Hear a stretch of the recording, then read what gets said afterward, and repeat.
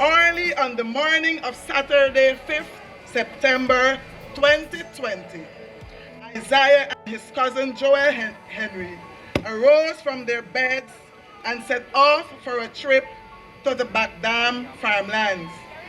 From all appearances, it was just another ordinary day. They left without even having breakfast, which would suggest that they intended to be back soon. This turned out not to be the case. The entire day went by. Dusk, night, and dawn came, and they had not returned. Neither were they heard from. The rest of the story has made national headlines, and at this point needs not to be rehashed. In the procession from Georgetown to Number 3 Village, West Coast Berbice, thousands of Guyanese joined the family of teen cousins Joel and Isaiah Henry on Sunday to say their final goodbyes.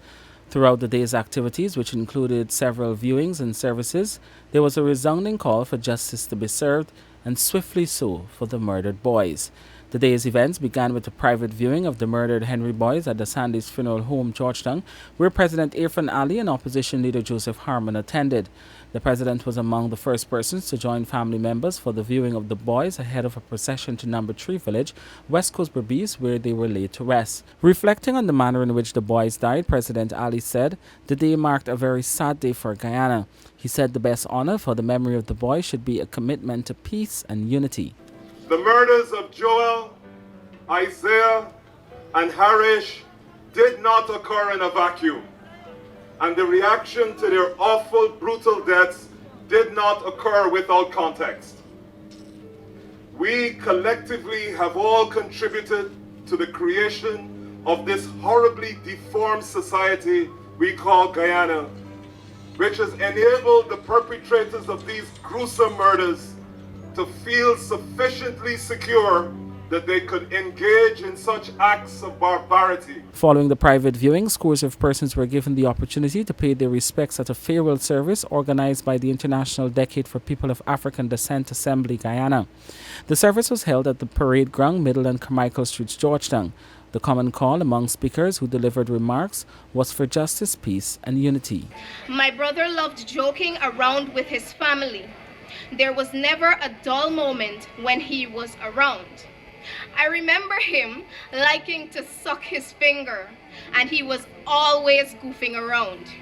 If any of us was sad, he would find a joke online and send it to us just so we could cheer up.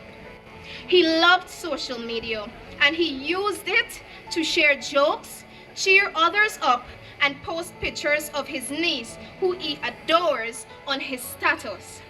He was goofy but quiet, and he spent a lot of time alone in his room. Joel loved spending time with his friends and family. He was a helpful child. He cooked, cleaned, and did all the chores he could have done, so his mom would not have any. He was very tidy, hardworking, and well-mannered.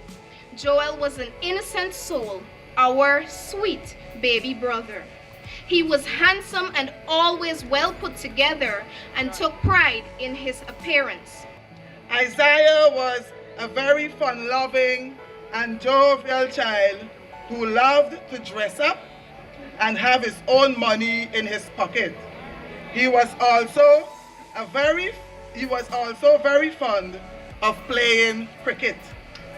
Many are the plans in a man's heart, but it's the Lord's purpose that prevails. The funeral of the teen cousins later saw hundreds of people flocking the community center ground at Number 5 Village, West Coast Berbice, transforming the once green field to a sea of red and black.